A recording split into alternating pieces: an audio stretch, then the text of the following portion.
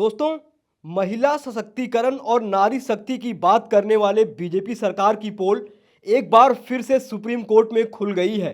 प्रधानमंत्री जो कि मंचों से खुले तौर पर पीआर स्टंट के लिए नारी शक्ति जैसे शब्दों का इस्तेमाल करते हैं, पर मध्य प्रदेश में बीजेपी की सरकार महिला जजों की नियुक्ति को रद्द कर देती है। भारतीय न्यायालयों में महिला जजों की भारी कमी है और इसके बावजूद इनकी नियुक्ति को बीजेपी सरकार द्वारा रद्द किया जाता है। सुप्रीम कोर्ट ने आज एक केस की सुनवाई करते हुए बीजेपी सरकार की असलियत को सबके सामने ला दिया है कि आखिर महिलाओं का कितना सम्मान बीजेपी सरकार करती है। मध्य प्रदेश की सरकार द्वारा बर्खास्त किए गए 2 महिला जजों के मामले में सुनवाई करते हुए जस्टिस बीवी नागरत्ना और जस्टिस एन कोटेश्वर सिंह की बेंच ने इस कार्रवाई को दंडात्मक, मनमाना और अवैध करार देते हुए सेवा समाप्ति के आदेश को रद्द कर दिया और निर्देश दिया कि इन दोनों महिला अधिकारियों को 15 दिन के अंदर सेवा में बहाल किया जाए और इसके साथ ही मनमाने तरीके से काम कर रहे बीजेपी की सरकार को सुप्रीम कोर्ट ने एक बार फिर से विमेन एम्पावरमेंट का पाठ पढ़ाया है। पूरा मामला बेहद ही दिलचस्प है, तो वीडियो में अंत तक बने रहिएगा। पर वीडियो में आगे बढ़ने से पहले अगर आप चैनल पर पहली बार आए हैं तो देश नीति चैनल को अभी सब्सक्राइब करें और बेल आइकॉन दबा दें ताकि चैनल से जुड़ी तमाम जानकारी आपको मिलती रहे। साल 2023 में मध्य प्रदेश सरकार द्वारा एक साथ 6 महिला सिविल जजों को उनकी सेवा से बर्खास्त कर दिया गया।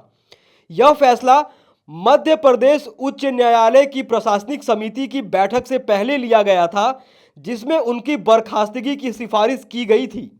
इन महिला जजों को बर्खास्त करने के लिए कारण बताया गया कि इनका प्रदर्शन असंतोषजनक रहा है। सुप्रीम कोर्ट ने 11 नवंबर 2023 को कथित तौर पर खराब प्रदर्शन के लिए जजों की बर्खास्तगी पर स्वसंज्ञान लिया था। सुप्रीम कोर्ट के संज्ञान लेने के बाद इन 6 में से 4 जजों की नियुक्ति दोबारा कर दी गई थी, पर 2 जजों की नियुक्ति को रोक दिया गया था। एक अधिकारी के मामले में न्यायालय ने कहा कि परिवीक्षा अवधि के दौरान उसकी शादी हुई थी, उसे कोविड का पता चला और उसका गर्भपात हो गया। साथ ही इस अवधि के दौरान उसके भाई को कैंसर का पता चला। इसीलिए न्यायालय ने माना कि वार्षिक गोपनीय रिपोर्ट में प्रतिकूल टिप्पणियां इन कारकों पर विचार किए बिना की गई थीं। सुप्रीम कोर्ट ने कहा कि उच्च न्यायालय को उनके मुद्दों पर संवेदनशीलता के साथ विचार करना चाहिए था। दूसरे अधिकारी के मामले में अदालत ने कहा उनके खिलाफ कथित तौर पर लंबित शिकायत पर जवाब देने के लिए उन्हें कोई अवसर नहीं दिया गया। अदालत ने यह भी कहा कि एसीआर में अंतर्हीन विरोधाभास थे। न्यायमूर्ति नागरत्ना द्वारा लिखे गए फैसले में न्यायपालिका में महिलाओं को होने वाले शारीरिक और मनोवैज्ञानिक कठिनाइयों के बारे में विस्तार से बताया गया। न्यायालय ने कहा कि गर्भपात का शारीरिक और मानसिक स्वास्थ्य पर गंभीर प्रभाव पड़ता है। फैसले में कहा गया कि यदि हम महिला न्यायिक अधिकारियों के लिए संवेदनशील कार्य वातावरण और मार्गदर्शन सुनिश्चित करने में असमर्थ हैं तो केवल उनकी बढ़ती संख्या से संतुष्ट होना पर्याप्त नहीं है। सीधे तौर पर सुप्रीम कोर्ट मध्य प्रदेश सरकार को संवेदनशीलता दिखाने के लिए कह रहा है।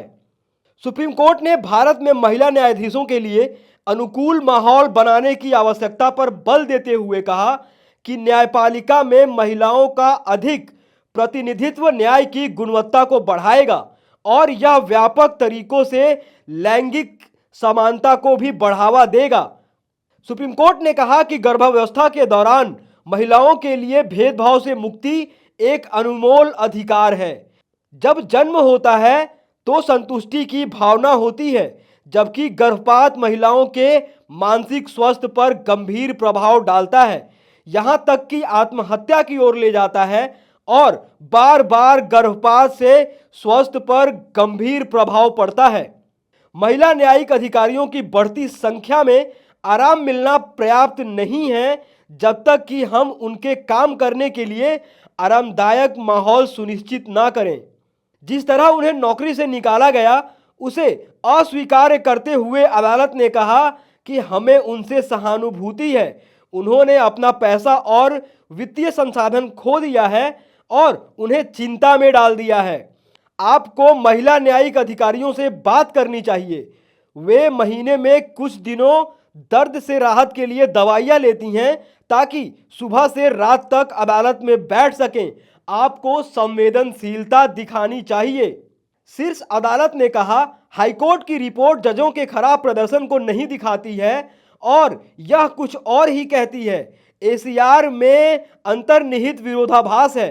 हमने माना है कि बर्खास्तगी के पहले यह अवसर दिया जाना चाहिए था। इस प्रकार बर्खास्तगी दंडात्मक, मनमाना और अवैध है। सुप्रीम कोर्ट ने मध्य प्रदेश सरकार की ओर से बर्खास्त किए गए जजों को 15 दिन के अंदर बहाल करने का निर्देश दे दिया है। दोस्तों, आप इस पूरे मुद्दे पर क्या सोचते हैं, क्या राय रखते हैं? जिस प्रकार से सुप्रीम कोर्ट ने मध्य प्रदेश सरकार को जबरदस्त फटकार लगाई है और महिला जजों के प्रति संवेदनशीलता दिखाने को कहा है, आप इस मुद्दे पर अपनी राय, अपनी टीका टिप्पणी कमेंट बॉक्स में जरूर लिखें। बाकी ऐसी तमाम खबरों के लिए देखते रहिए देश नीति। धन्यवाद।